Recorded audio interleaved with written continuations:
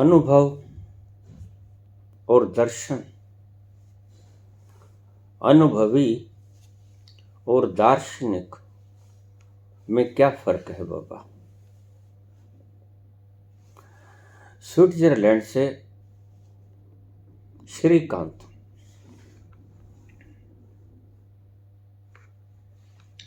गहरा सवाल है।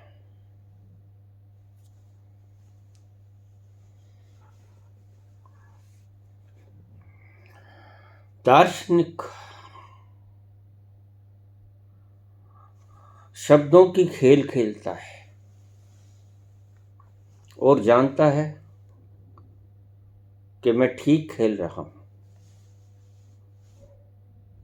मेरी व्याख्या बिल्कुल ठीक व्याख्या है। अनुभवी शब्दों में बोलता है, लेकिन शब्दों में बोलते हुए भी जानता है कि मैं ठीक नहीं बोल रहा हूं।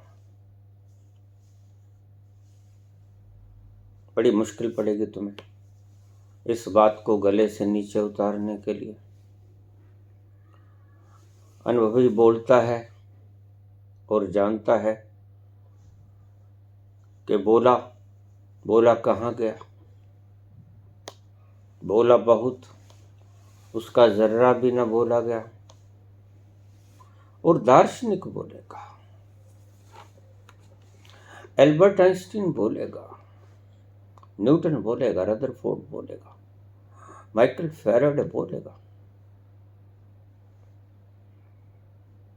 और वो जानेगा कि मैं ठीक बोल रहा हूं।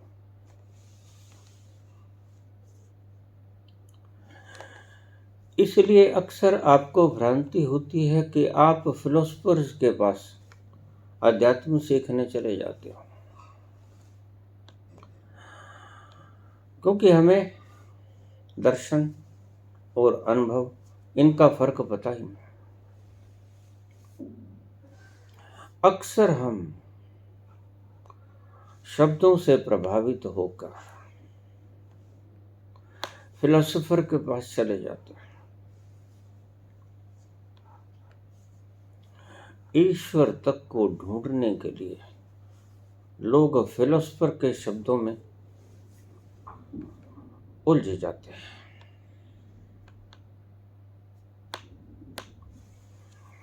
फिलोसोफर के पास कोरे कागज पे लिखे हुए शब्द हैं,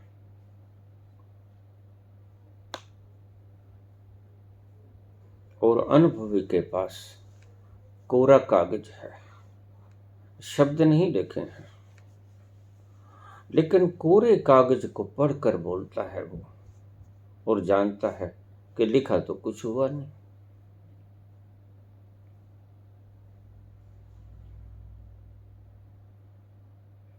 मेरे शब्दों को सीध में झांक कर अगर कुछ मिल सके तो खोज लेना, क्योंकि वो शब्दों के द्वारा कहा नहीं जाता। और दार्शनिक ये समझता है कि वो शब्दों के द्वारा कहा जाता है। इसलिए दार्शनिकों के पास आप शब्द ही शब्द पाओगे। अगर उनसे पूछो कि शब्दों को छोड़िए प्रभु, आपने क्या देखा, ये बताओ,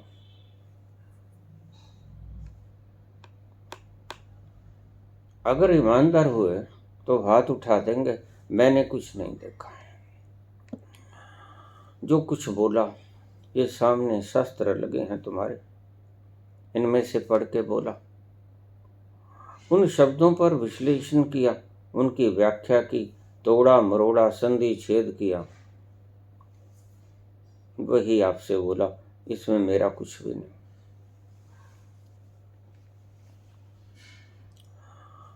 अनुभव से बोलेगा जो व्यक्ति, बोलेगा तो वो भी शब्दों में, और जानेगा कि मैं झूठ बोल रहा हूं, मैं सत्य नहीं बोल रहा हूं। ये मेरा नहीं है जो मैं बोल पाया, जो मैंने अनुभव किया, शब्दों में ढाल नहीं पाया।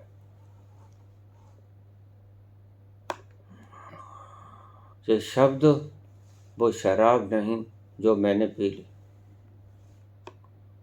ये शब्द ब्लैक बोर्ड पे लिखा हुए H2O की तरह पानी का फार्मूला है। ये प्यास न बुझा पाएंगे, अनुभवी जानता है, दार्शनिक नहीं जानता। अक्सर भूल हुई हमसे। अतीत के ज़माने में हमने फिलोसफर्स को अनुभवी समझना शुरू कर दिया। एक बड़ी बड़ी अंध फौज इकट्ठी हो गई उनके पीछे। दार्शनिकों को पीछे अक्सर जमात आपको नजर आई, और दार्शनिक भी बड़े छाती ठोक के कहेगा कि हाँ, मैंने जो बोला सही बोला। लेकिन जब उससे पूछोगे तुमने बोला तो सही बोला, लेकिन जाना भी, तो अगर वो ईमानदार होगा वो कहेगा मैंने जाना नहीं, फला शास्त्र पढ़ा, फला धार्मिक ग्रंथ पढ़ा, फला किताब पढ़ी,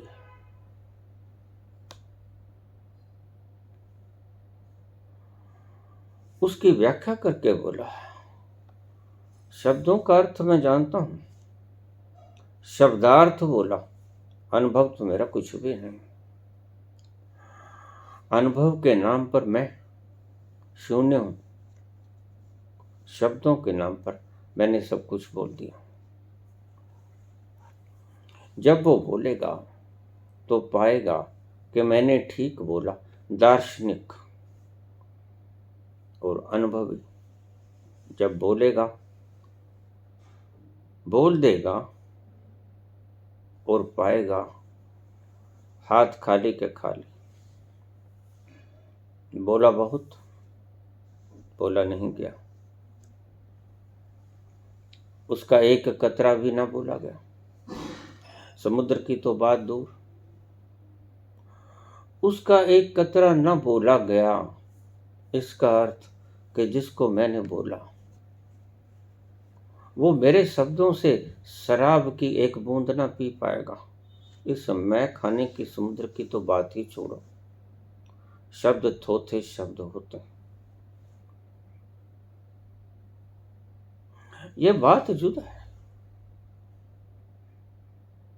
अनुभवी जब बोलेगा, लहर की सुवास, फूलों की सुगंध, उपवन की खुशबू साथ बिखेरेगा। वही आपको मुग्ध कर देंगे, वही आपके भीतर उतर जाएंगे, वो आपको आनंदित करेंगी, लेकिन कुछ क्षण के लिए। जैसे ही आप सुनना छोड़ दोगे, कुछ देर उसका प्रभाव रहेगा, फिर वही ढाक के 3 पात।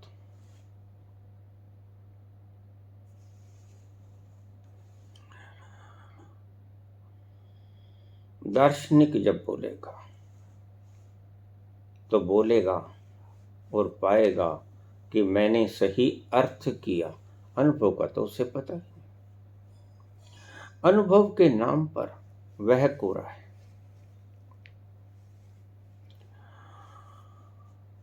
कुछ दार्शनिक ईमानदार होते हैं, कुछ दार्शनिक बेईमान होते हैं। अनुभवी सदा ही ईमानदार होता है। कबीर आपसे झूठ न बोल पाएंगे। कबीर जो कहेंगे वो सत्य होगा। कृष्ण जो कहेंगे सत्य होगा। मीरा जो बोलेगी सत्य होगा। दया सहजो राबिया जो बोलेगी वो सत्य होगा। महावीर बुद्ध जो बोलेंगे वो सत्य होगा। शब्द चाहे टेढ़े मेढ़े भी क्यों ना प्रयोग कर लें, कबीर, नानक, महावीर, बुद्ध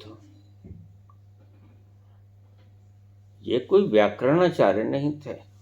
इनके शब्दों में कहीं कहीं आपको मिक्सेशन नजर आएगी। शुद्ध व्याकरणाचार्य उनमें से गलती पकड़ लेंगे और शुद्ध व्याकरणाचार्य उन गलतियों को ही गिनाते जाएंगे कि इन्होंने बोलने में यहां गलती कर दी, इन्होंने बोलने में यहां गलती कर दी। बस वो गलतियां ढूंढने ही आए थे, उनको प्यास नहीं लगी, पानी की आवश्यकता भी नहीं, उनके प्राण पानी मांग भी नहीं रहे। वो सिर्फ गलतियां ढूंढेंगे। काट छांट की कैंची उनके पास रहती है हमेशा। दार्शनिक, अनुभवी,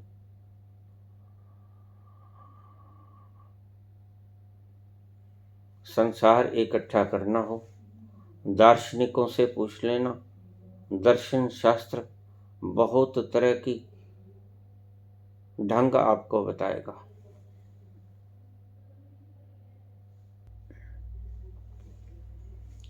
इसलिए सबसे पहले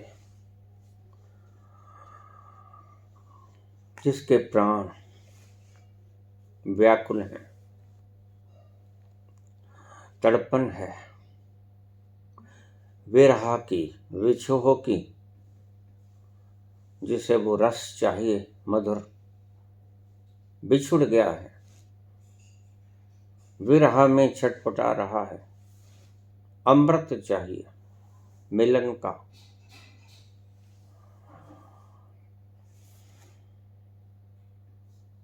फिलोसोफर, दार्शनिक, उसका विरह मिटाना पाएगा। शब्दों से कभी विरह मिटते नहीं, शब्दों से सिर्फ तसल्ली होती है, सेटिस्फेक्शन। आ रहा है, ठहरो, तुम ये करो वो करो, आएगा कभी नहीं। हमारे दर्शन, हमने 6 प्रकार के दर्शन इजाद किए। सांख्य, योग, मीमांसा, वैशेषिक, न्याय और वेदांत। और उनके प्रणेता कपिल, पतंजलि, गौतम, कनाद, जैमिनी, बादरायण। ये खट दर्शन का सिद्धांत हमने खोजा था। मैंने पहले भी बताया कि दर्शन 6 नहीं है, जितने आदमी उतने ही दर्शन है। प्रत्येक व्यक्ति के चलने में थोड़ा सा फर्क आ जाएगा, चाहे वो कितना ही बराबर क्यों न चल रहे हो।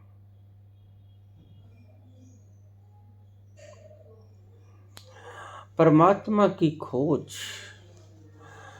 में भटकोगे और भटक कर तुम दार्शनिकों के पास चले जाओगे, क्योंकि आपके पास कोई पैमाना नहीं दार्शनिक और अनुभवी को परखने का। अक्सर लोग दार्शनिकों में उलझे रहते हैं। हमने इन 6 शास्त्रों के प्रणेताओं को शब्द गलत दे दिए। दार्शनिक, ये दार्शनिक नहीं थे। दार्शनिक वो जो शब्दों की माथा खपाई में उलझा रहे, जो शब्दों से सिद्ध करने की चेष्टा करे कि परमात्मा है। और अनुभवी वो जो बोले तो बेशक ना, लेकिन जिसने उस मैखाने के समुद्र की एक बूंद भी पी ली, वो अनुभवी। एक बूंद पी के पूरा अमृत पिया सागर का, कोई फर्क नहीं पड़ता। वही स्वाद, वही क्वालिटी, वही मस्ती, वही नृत्य, वही संगीत, वही आनंद, वही खुमारी, कोई भी तो फर्क नहीं। जो समुद्र से मिलेगा बूंद से भी मिल जाएगा। ये एक माइलस्टोन है जो आपका बता देगा। ये एक तीर है जैसा हम रास्तों पे लगा देते हैं, यहाँ मोड़ है, यहाँ सीधे चलो, यहाँ दाएं, यहाँ बाएं। एक बूंद जिसने चख ली वो भी अनुभवी। इसलिए मैं कहता हूँ, बहुत से लोग मुझे कहते हैं 8 साल पहले, 10 साल पहले मुझे झलक मिली सतोरी की और उसके बाद सब कुछ गुम हो गया। मैं कहता हूँ तुम झूठ बोलते हो, तुम प्रवंचना में हो। वो झलक सतोरी की होगी नहीं। अगर सतोरी की झलक मिल गई होती तो फिर तुम आज कहीं और होते। सतोरी की झलक के बाद कभी कोई किसी से पूछना पड़ता नहीं।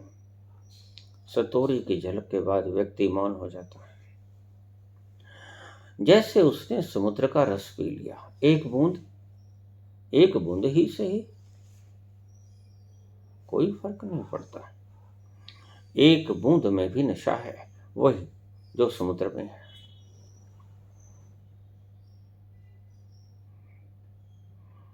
फिलोसफर बताएगा और शायद अनुभवियों से ज्यादा बता दे। वह वो बताएगा जो अनुभवी ना बताएगा। अनुभवी जानबूझ के नहीं बताएगा, क्योंकि वो जानता है कि जो बताया नहीं जा सकता उसको ज्यादा बताने का कोई फायदा भी नहीं। बताने का एकमात्र लक्ष्य है तुम्हें उत्प्रेरित करना कि उसकी एक बूंद चख लो। सारा मतलब यही है कि हमारे शब्दों से उत्प्रेरित होकर तुम उस बूंद को चख लो, और जैसे ही तुम चखोगे, एक एक बूंद चखोगे, तुम्हें समुद्र में जाने से कोई नहीं रोक सकता। वह बूंद का स्वाद रोज रोज तुम पियोगे, रोज रोज तुम और करीब आओगे परमात्मा के, और एक दिन परमात्मा में ही छलांग लगा लोगे। ये खट दर्शन के प्रणेता, इनको अगर आप दार्शनिक कहते हो तो गलत कहते हो। ये अनुभवी हैं, ये बुद्ध पुरुष हैं, यह दार्शनिक नहीं है। दार्शनिक शब्दों की मगज खपाई करता है, लेकिन अनुभवी तो आपको आखिरी मंजिल तक पहुंचा देता है। अनुभवी आपको समाधि तक ले जाता है, जहां आपके सभी प्रश्नों का समाधान हो जाता है। जहां कोई प्रश्न बाकी नहीं बचता, सभी का समाधान प्रश्न गिर जाते हैं।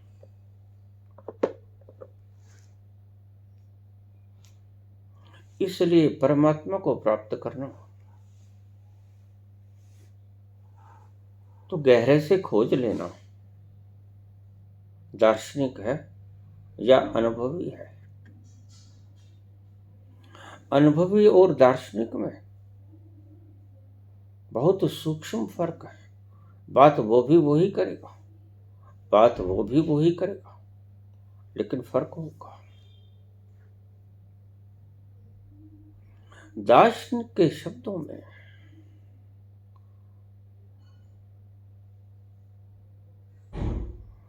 वो लपट न होगी जो अनुभव के शब्दों में होती है। अनुभवी के शब्द उस परमात्मा के समुद्र को छू कर आएंगे। अब आप समझ लो,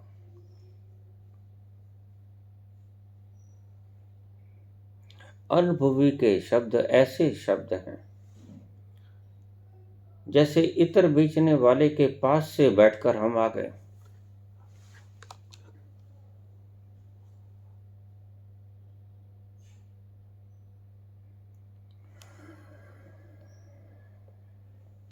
कबीरा संगत साध की ज्यों गंधी को वास। उस परमात्मा के साथ संगति में कबीर कहते हैं कि जैसे गंध बेचने वाला, इत्र बेचने वाला, उसके पास सिर्फ बैठ जाते हो तुम, खरीदते वरीदते कुछ नहीं। जो कछु गंधी दे नहीं तो भी वास सुवास।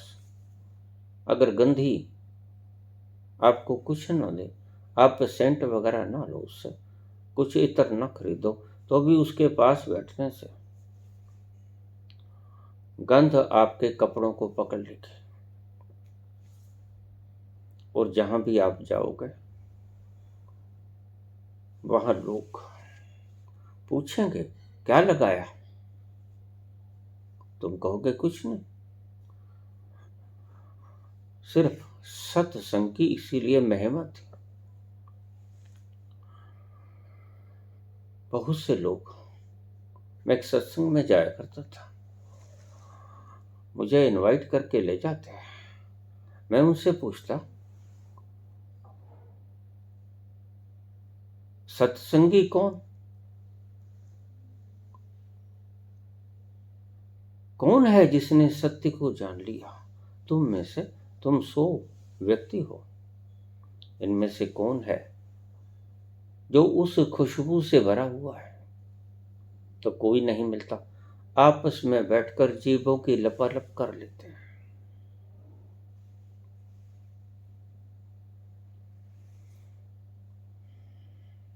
सत्संगी कोई नहीं था। दार्शनिक सभी थे, सभी अपना अपना दर्शन बिखेरते। आप अपने विचार को, आप अपने विचार को, दर्शन शास्त्र की प्रगाढ़ व्याख्याएं होती, मिलता जुलता कुछ नहीं, खाली घर आ जाते हैं। ऐसे ही तुम्हारे सत्संग, वाद्य यंत्रों को बजा लेते हो, भजन गीत गुनगुना लेते हो, बस सिर्फ उतने वक्त के लिए। घर बार की परेशानियां, घरेलू क्लेश नदारद हो जाते हैं, उसको तुम कहते हो आनंद रस। वस्तुतः वो रस नहीं है, क्योंकि रस को अगर एक बार पी ले तो फिर दूसरी बार वहां जाने की आवश्यकता नहीं होती। सत्संग एक ही बार करना चाहिए, होता ही एक बार है। हर मंगलवार के मंगलवार सत्संग थोड़े करना होता है। हर बृहस्पतिवार या हर वार को सत्संग थोड़ा ही करना होता है। सत्संग सिर्फ एक बार होता है। सत्संग की आधी घड़ी 12 मिनट, भजन के वर्ष 50 वर्ष आप गुफ्तगू करते रहो।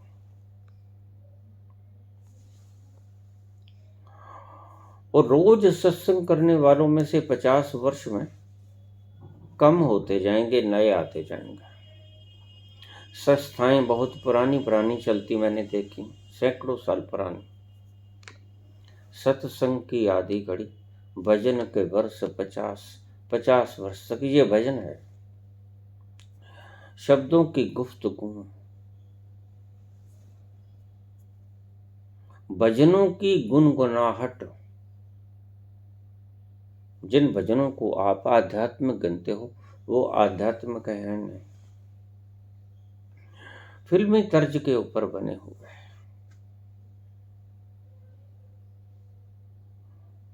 शब्द बड़े प्यारे हैं, शब्दों का अर्थ भी तुम जानते हो, लेकिन शब्दों के भीतर जो वो गंधी की सुवास होती है उससे लिपट कर नहीं आते तुम्हारे शब्द, यही कमी रह जाती है। सो तुम आपस में बैठ के 150 लोग सत्संग कर सकते हो, करते हैं, मैंने देखा बहुत जगह पर, लेकिन कुछ बदलाव नहीं होता। मैं अक्सर सत्संग में जाया करता था, पहले भी बात आपको कही, तो सत्संग सभा के हमारे प्रधान हुआ करते थे,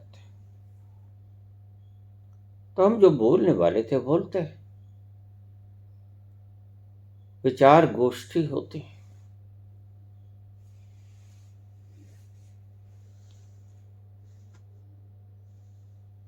जलपान वगैरह करके बाहर आ जाते। तो हमारी सभा के प्रधान उम्र 70 से ऊपर,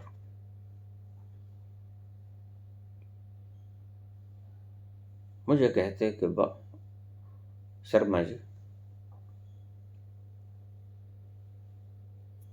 काम बड़ा परेशान करता है।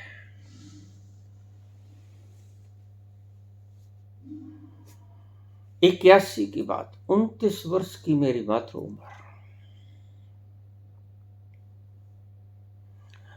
70 वर्ष से ऊपर का वृद्ध व्यक्ति मुझसे पूछता है कि काम बड़ा तंग करता है। पूछना मुझे चाहिए उससे, 29 वर्ष की उम्र बड़ी खतरनाक, जवानी से लबालब भरी हुई, परम तरंगायित। पूछना चाहिए मुझे वृद्ध पुरुष से, जीवन का अनुभव क्या है आपका, पूछता है वो मुझसे।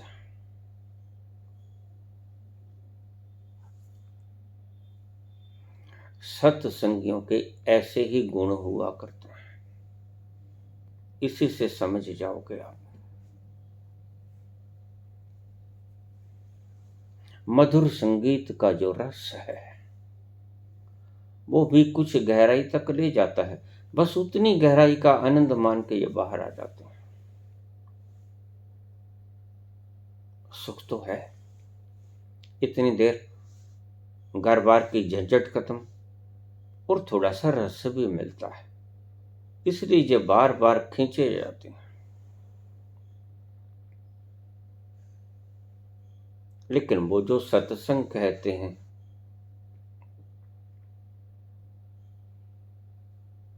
आध घड़ी का बरसना, भजन आध घड़ी का बरसना, हाल्ट न 12 मास। सत्संग की आधी घड़ी, भजन के वर्ष 50, आध घड़ी का बरसना, हाल्ट न 12 मास। किसानों के हल्ट होते हैं, 12 महीनों में उतना पानी नहीं उठा पाते जितना 12 मिनट का सत्संग। ज्यादा कह दिया, बहुत ज्यादा कह दिया। सत्संग का एक क्षण, एक क्षण, सतोरी की एक झलक और आपका हजारों सालों का भजन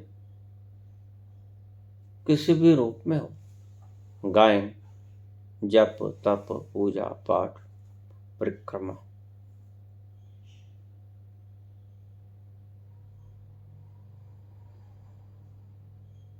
एक क्षण का वो अनुभव, जब आप ईश्वर को सारे जगत को नचाते हुए देख लेते हो, बस सुना हुआ भूला जा सकता है, सुना हुआ अक्सर याद भी नहीं रखता। लेकिन देखा हुआ कभी भूला नहीं जाता, और ऐसा विराट दृश्य देखा हुआ कभी व्यक्ति भूल ही नहीं सकता। जिसको एक बार सतोरी की झलक मिल गई, उसको ना किसी गुरु की जरूरत, ना किसी मार्गदर्शक की जरूरत, क्योंकि उसने मार्गदर्शक के हाथ देख लिया। मार्गदर्शक की निगाह में जो आ गया, जिसको बाबा कहते हैं नदरी मोख द्वार। इसके गहरे अर्थ आप समझ नहीं पाए। नजर जिस पे करता है वो मालिक, परवरदिगार। रहमत जिस पे बरसाता है वो परवरदिगार। उसको सतोरी देता है, आगाह कर देता है पहले कि तुम्हारी बागडोर मैंने अपने हाथों में ले ली है, अब तुम्हें गुरु बनाने की आवश्यकता नहीं, अब मैं चलाऊंगा। बस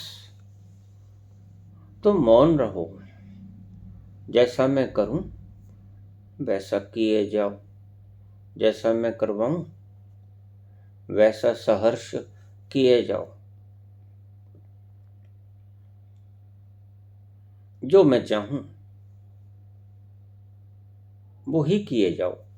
उसको कहते हैं नदरी मोख द्वार। इसको कहते हैं नदर का होना, उस परवरदिगार की रहमत का बरसना। अगर आपने सतोरी की झलक नहीं पाई तो कितने ही पाठ पढ़ लो, कितने ही गीता पढ़ लो, कितने ही जपजी पढ़ लो, रोज पढ़ते हैं लोग, लेकिन अगर सतोरी की झलक न मिली तो समझो अभी ईश्वर ने आपकी बागडोर संभाली नहीं, या यूं कहिए अभी आपने उसके हाथों में अपने जीवन की बागडोर सौंपी नहीं। दोनों का एक ही मतलब है। कोई किसी तरह समझेगा इस बात को, कोई किसी तरह समझेगा। अगर आपको सतोरी की झलक अब तक नहीं मिली तो समझ लेना कि उसने अभी नजर नहीं की आपके ऊपर, या ऐसा समझो अभी आपने नजर करने के लिए उसको आमंत्रित नहीं किया। आपने अपने जीवन की बागडोर उसके हाथों में सौंपी नहीं। दोनों का अर्थ एक ही है।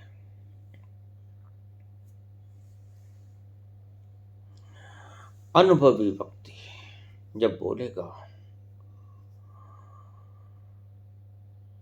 आप कभी हलवाई की कड़ाही के अंदर गुलाब जामुन रसगुल्ले वगैरह पड़े देखना, जब आप एक गुलाब जामुन निकालोगे तो वो रस से ओत प्रोत हुआ आएगा। एक रसगुल्ला निकालोगे रस से ओत प्रोत आएगा। खाना अपने रसगुल्ला है, रस साथ में आ रहा है। बस ऐसे ही है अनुभवी के व्याख्यान। पीना आपने आनंद है, वो रस शब्दों के साथ लग कर आएगा। वो चाशनी है, चीनी की चाशनी है, उसके साथ लिबड़ के आएगा वो गुलाब जामुन और रसगुल्ला।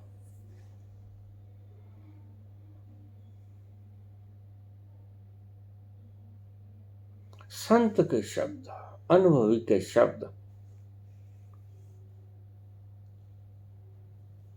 उस परम इटर्नल एक्सटेसी से, उस आनंद के सरोवर से, उस आनंद के समुद्र से लिबड़ कर आते हैं, टच करके आते हैं। यही फर्क है, अगर आप समझ सको तो।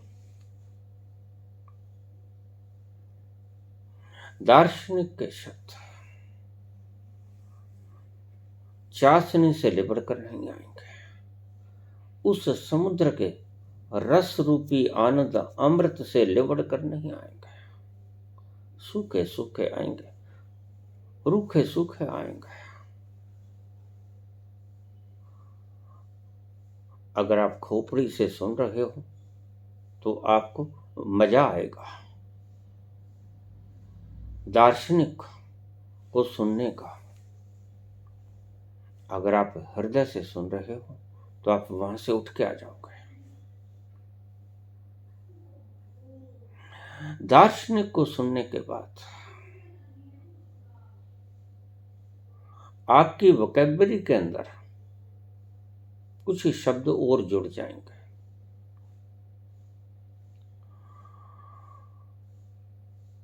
कुछ और बातें जुड़ जाएंगी, कुछ और सूचनाएं संग्रहित हो जाएंगी। अनुभवी को सुनने के बाद तुम्हारे हृदय में ज्यादा प्रेम उमड़ना शुरू हो जाएगा। अगर सच से आपने उन्हें हृदय में प्रविष्ट होने दिया तो। लेकिन अगर आपने अनुभवी को दार्शनिक की तरह सुना खोपड़ी से, तो फिर तो आपका वही असर होगा जो दार्शनिक को सुनने वाला होता है। आपके भी दिमाग पर वह सूचनाएं एकत्रित हो जाएंगी। तुम वो शब्द पियोगे लेकिन रस विहीन शब्द पियोगे। शब्द तो अनुभवी के भी वही होते हैं, फिलोसफर के दार्शनिक के भी वही होते हैं। बस फर्क होता है तो सिर्फ उस रस का। दार्शनिक के शब्द लिबड़ कर नहीं आते, लपट लेके नहीं आते, उस रस के। और अनुभवी के शब्द उस रस में गचोल कर आते हैं, लिबड़ कर आते हैं, लिपट कर आते हैं। जैसे गंधी के पास बैठकर आए हो तुम, तो कोई भी तुम्हें बता देगा कहां से आए हो। बहुत सुंदर खुशबू आ रही है। ऐसा रोज रोज तुम्हारा जीवन बदलेगा। और देखिए, गंधी के पास जाने से तुम्हें खुद भी पता शायद ना लगे, लेकिन दूसरों को पता लगेगा। पूछेंगे कहां से आए हो, कहां जाते हो। तुम्हें शायद पता ना लगे, तुम्हें आदत पड़ जाती है उसी सेंट की, उसी इत्र की। तुम्हारी नाक मर जाती है उस खुशबू से, सेंसलेस हो जाते हैं। दूसरा बता देगा कुछ खुशबू उतर रही है, कुछ गंध वस्त्रों के साथ लिबड़ती है।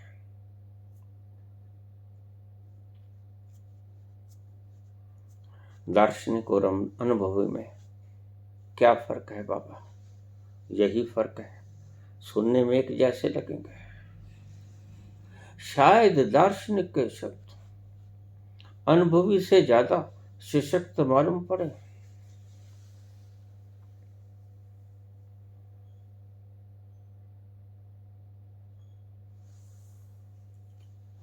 लेकिन उनमें वो रस ना होगा, उनमें वो गंध ना होगी, उनमें वो लपट ना होगी, उनमें वो आनंद का बिखराव ना होगा। जो तुम गंधी के पास बैठ के आया अनुभवी, उसके पास तुम बैठ के आए, सत्संगी के पास बैठ कर आए। कुछ देर के लिए तुम भी सुगंध फैलाओगे, तुम भी इतर को बांटोगे, चाहे गंदी से कुछ ना भी खरीदा हो। इसलिए संगत का इतना असर, जैसी संगत वैसी रंगत।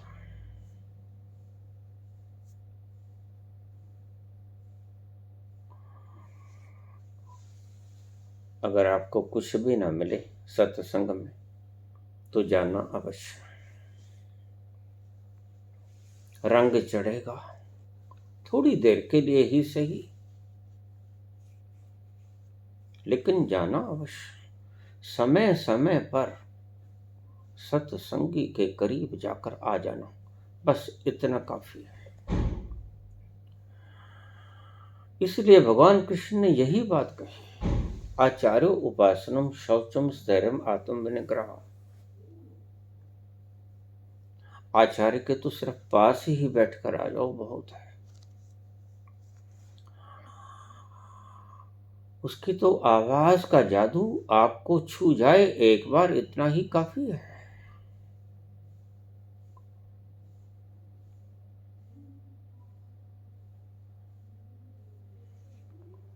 दार्शनिक की आवाज के साथ रस की वो लिपटता नहीं होगी, यही फर्क है दार्शनिक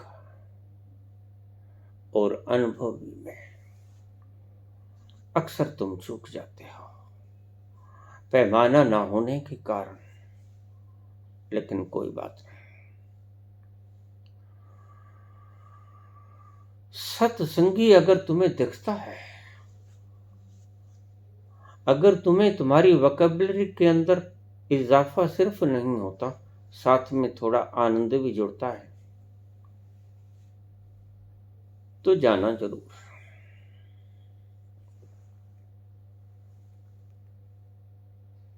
लेकिन इतनी पहचान भर रखना कि इसके शब्द मात्र सूचनाएं ही तो नहीं है। अक्सर ऐसा ज्यादा होता है, खो गए हैं वो जिनके शब्द लिबड़ कर आते थे, उस लपट को सांस लेके आते थे, खो गए, आज कम हो गए। बीज नाश नहीं हुआ है, ढूंढोगे पालोगे। अन्यथा जो सूचनाएं तुमने इकट्ठी की, वो तो एक दिन तिरोहित करनी ही पड़ेंगी। सूचनाएं कितनी ही इकट्ठी कर लो, अंत में सभी सूचनाएं छोड़नी पड़ती हैं। ज्यादा इकट्ठी करोगे। मुझे एक व्यक्ति कहने लगे,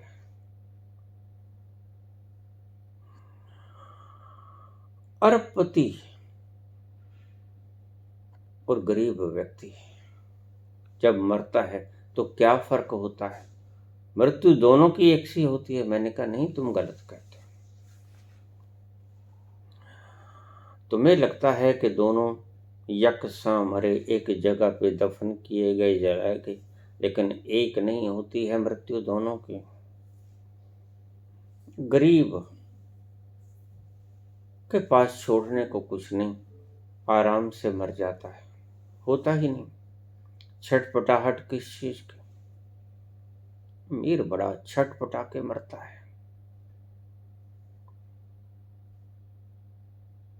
इतनी मुश्किल से इकट्ठा किया,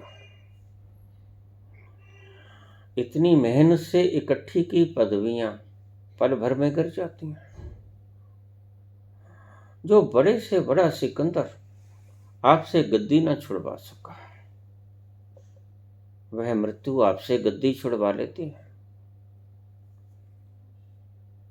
जो बड़े से बड़ा कंपटीटर आपको धन में एक नंबर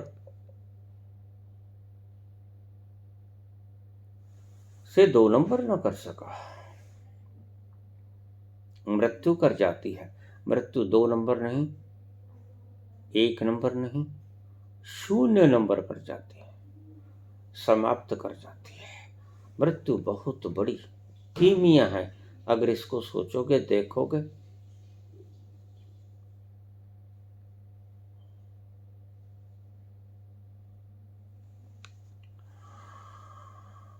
क्या फर्क है अनुभवी और दार्शनिक?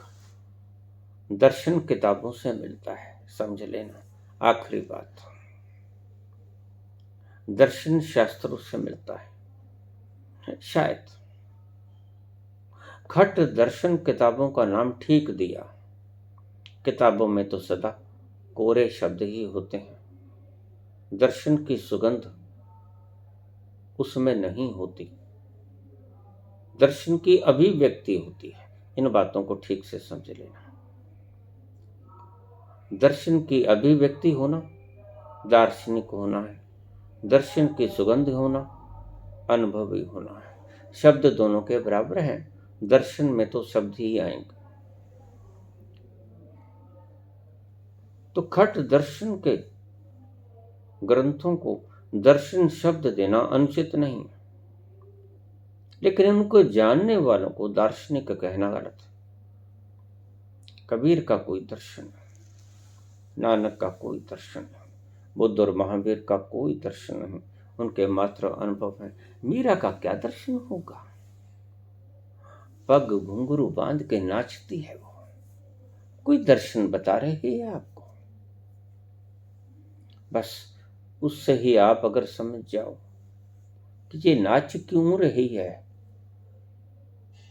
तो आपके भीतर क्रांति हो जाएगी। कोई कारण है, इसने कुछ पी लिया है ऐसा जो हमने नहीं पिया। बस वही दर्शन है जो मूक दर्शन है।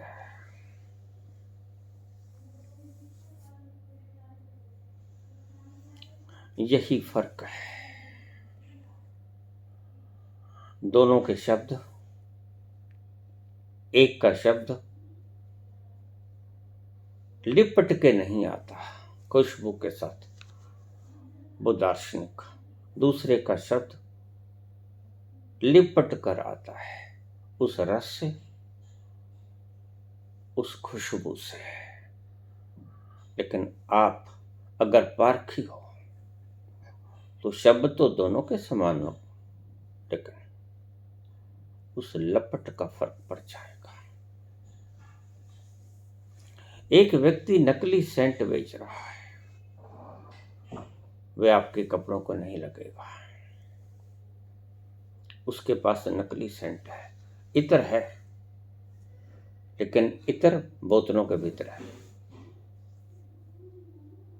एक असली सेंट बेच रहा है, खरीदते किसी से भी आप कुछ नहीं, लेकर आते हो। नकली सेंट बेचने वाले से आप कुछ भी नहीं लेके आते, कोई ना जान पाएगा आप कहां से आए। असली इत्र बेचने वाले से आप एक सुगंध लेकर आओगे, और जिसके पास भी जाओगे एक बार उसका मन प्रसन्न हो जाएगा, नासापुटे खेल जाएंगे, पूछेगा कहां से आए हो।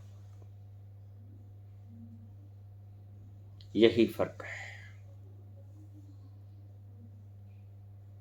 दार्शनिकों की बातों को, दर्शन शास्त्र की बातों को बांध मत लेना, दार्शनिकों की बातों को बांध मत लेना, अनुभवियों की बातों को भी बांध मत लेना, बातों को बांध मत लेना, शब्द मात्र को छोड़ देना। उसके भीतर की खुशबू जिसके साथ वो शब्द लिपट के आए, उन्हें रख लेना, हृदय तक पहुंच जाएंगे। लेकिन होंगे तभी पहुंचेंगे ना। यही विडंबना है। 40 वर्ष से आप एक व्यक्ति को सुन रहे हैं, कोई क्रांति घटित नहीं होती। रस नहीं, रस आपने पिया नहीं, रस उसके पास है नहीं। जिसके पास रस है वो आपको गुलाब जामुन भी आप लोगे और साथ में वो चाशनी भी लोगे। बस वो रस ही आपके भीतर उतरेंगे, वो ही आपको बदलेंगे। जो आप अब हो तब ना रहेंगे। यही फर्क है दार्शनिक और अनुभव में। अनुभवी भी वही बोलता है जो दार्शनिक बोलता है, लेकिन पहचान बड़ी गहरी होनी चाहिए, तभी आप बदल सकोगे। तभी आपके भीतर भी आनंद का उत्पात मचेगा, आनंद हिलोरे मारेगा तूफान की तरह। अगर नहीं पहचान पाए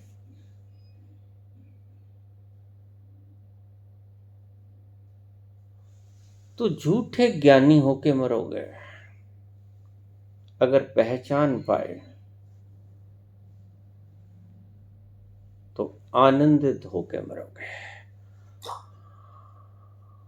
मरोगे ही नहीं, सच पूछो तो आप मरने से पहले ही कब के मर जाओगे।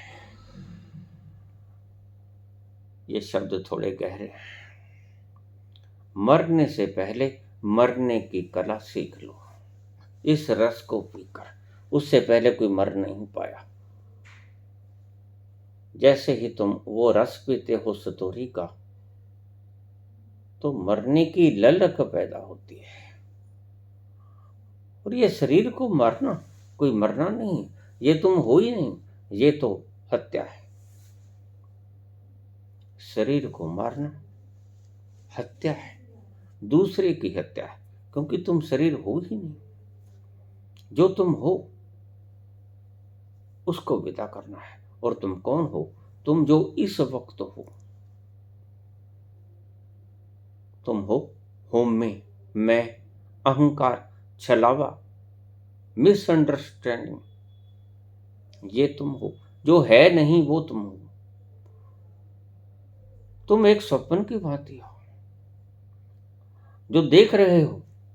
आंखें खुलती हैं, कहाँ मिलता है स्वप्न का एक पुर्जा भी? स्वप्न में आपने जहाज देखा, लोग बाग बैठे, सामान थे सबके पास, आंख खुल गई, उसमें से एक जर्रा भी दिखा पाओगे?